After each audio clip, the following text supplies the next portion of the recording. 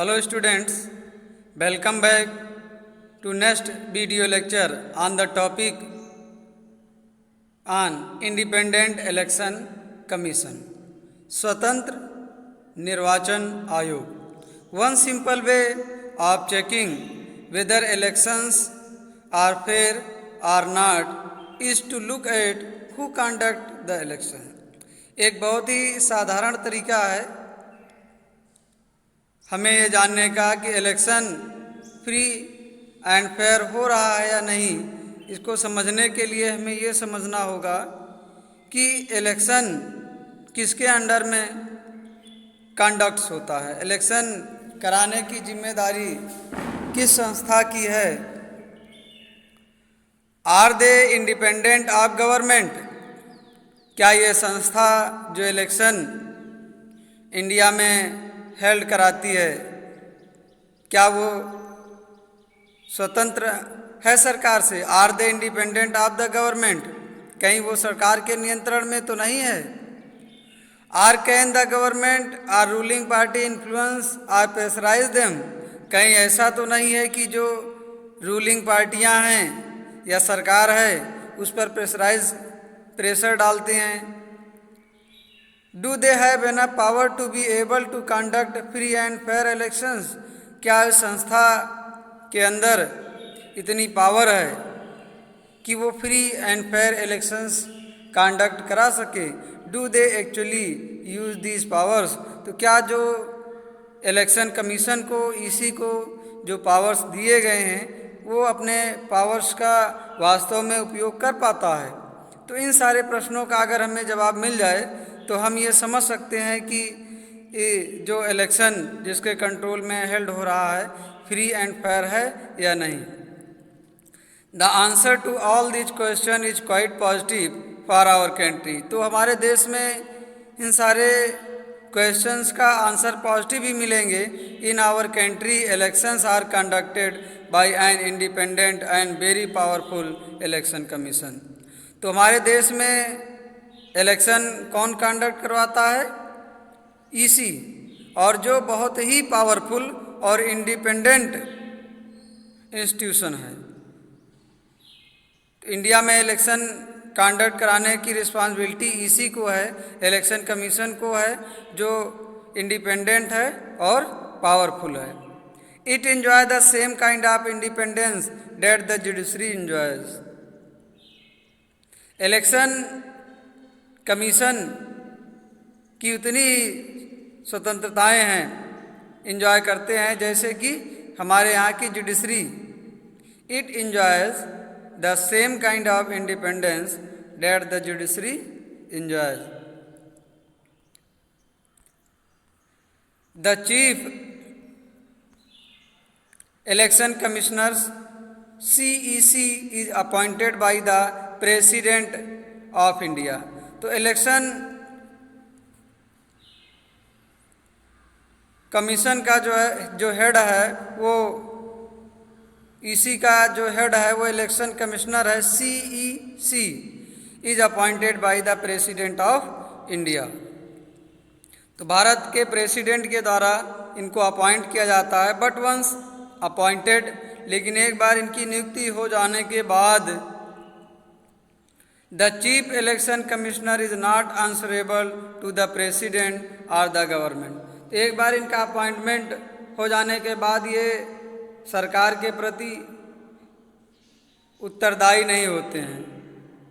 Once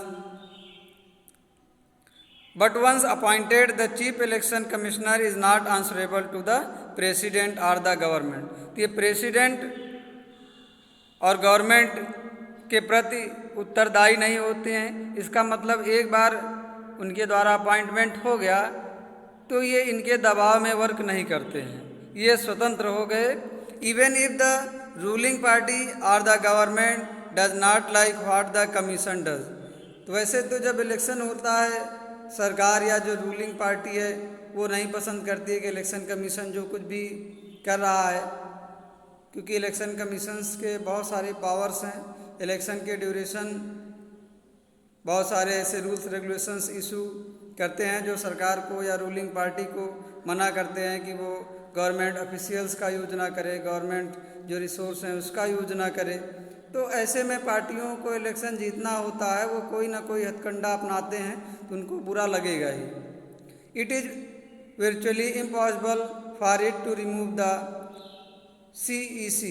तो इस तरह से एक बार अपॉइंटमेंट हो जाने के बाद गवर्नमेंट या प्रेसिडेंट जो है आसानी से इलेक्शन कमिश्नर को हटा नहीं सकते हैं।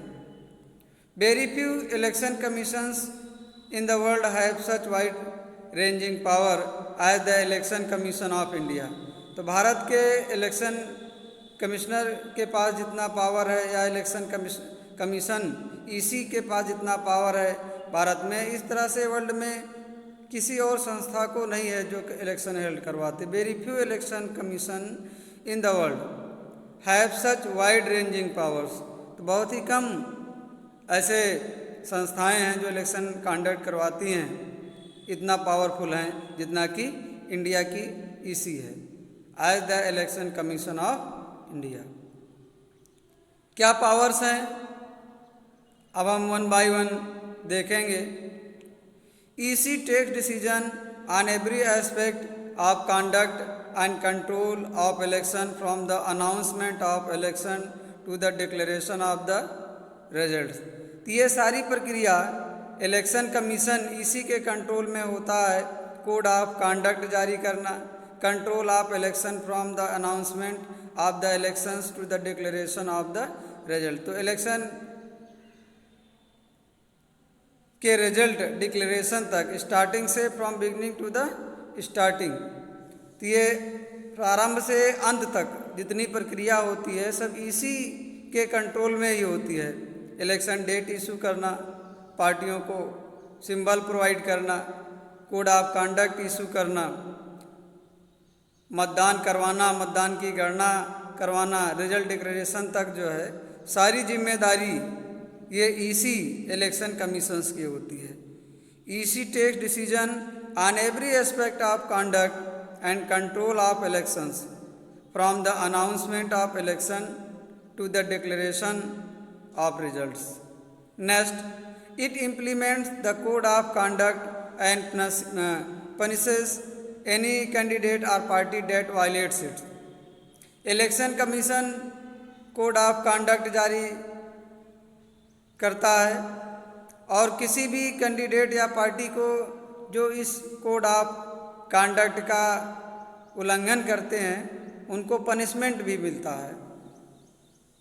थर्ड है, during the election period the EC can order the government to follow some guidelines। Election के समय इलेक्शन कमीशन सरकार को ये आर्डर दे सकता है कि कुछ गाइडलाइंस को फॉलो करने के लिए to prevent and misuse of government power to enhance its chance to win elections. तो ये इसी रूलिंग पार्टी को यह सजेशन देता है कि वो गवर्नमेंट के पावर का मिसयूज ना करें। ऐसा करने से जो रूलिंग पार्टियां हैं उनको जीतने इलेक्शन में विन होने का चांस बढ़ जाता है। Or transfer some government official. तो आप लोग इलेक्शन पीरियड में आप देखते होंगे कि डीएम एसडीएम या बड़े ऑफिसर्स को रूलिंग पार्टी के द्वारा चेंज कर दिया जाता है। तो ऐसा इसलिए करते हैं कि ताकि उन्हें अपने फेवर वाले ऑफिशियल्स को ही तैनात रखवाते हैं ताकि इलेक्शन में उनको मदद मिल सके पार्टी को। When on election duty government officials work under the control of EC. Election duty में जो गवर्नमेंट ऑफिसर्स हैं वो गवर्नमेंट के कंट्रोल में वर्क नहीं करते हैं। किसके कंट्रोल में वर्क करते हैं? Under the control of EC. जितने भी ऑफिसर्स हैं वो इलेक्शन कमीशन के कंट्रोल में हो जाते हैं एंड नॉट द गवर्नमेंट। और वो सरकार के नियंत्रण में नहीं रहते हैं। सरकार के नियंत्रण में रहेंगे तो सरकार इलेक्शन हो रहा है, अगली बार पार्टी फिर जीत करके वही सरकार बनाएगी। तो इस तरह से पावर का मिसयूज होने लगेगा। In the last 25 years or so the election commission has begun to exercise all its power and even expanded them। पिछले 25 वर्षों से ये इलेक्शन कमीशन अपने इन सब पावर को एक्सपांड भी कर रहा है, यूज भी कर रहा है। It is very common now for the election commission to reprimand the government and the administration for their lapses। When election officials come to the opinion that polling was not fair in the booths or even the entire constituency, तो कभी भी अगर शिकायत हो जाती है कि भाई कहीं पे बूथ कैप्चरिंग हुई है या पोलिंग ठीक से नहीं हुई है, दे आर्डर आर रिपोल, तो इलेक्शन कमीशन क्या करता है, फिर से वोट पढ़ने का आदेश दे देता है, order or a repoll। The ruling parties often don't like what the EC does। तो वैसे भी तो रूलिंग पार्टियां नहीं लाइक करेंगी कि इलेक्शन कमीशन जो भी गाइडलाइंस जारी करेगा, but they have to obey, लेकिन इसको मानना ही होगा। This would not have happened if the EC was not independent and powerful. तो ये सारे पावर्स अगर इलेक्शन कमीशंस को नहीं मिले होते तो ये समझ लीजिए कि ऐसा संभव नहीं होता, free and fair elections held होने में प्रॉब्लम होती इंडिया में। इसीलिए हमारे देश का जो EC है, इलेक्शन कमीशन है, वो बड़ा ही पावरफुल है और ये हमेशा लगा रहता है कि भारत में free and fair election conduct हो। Thank you.